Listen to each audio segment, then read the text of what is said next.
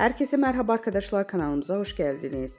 Barış Arduç, Gübse Özay'la olan evliliği hakkında ilk kez konuştu.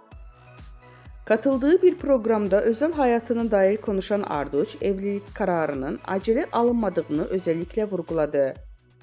Barış Arduç ve Gübse Özay'ın hikayesi 2014 yılında birlikte rol aldıkları Dilha filminin setinde başladı.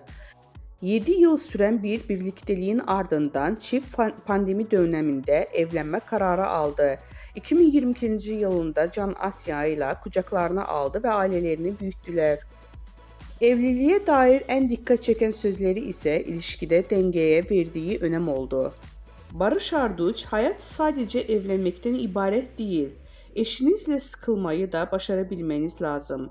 Her şeyi birlikte yapmak zorunda değilsiniz.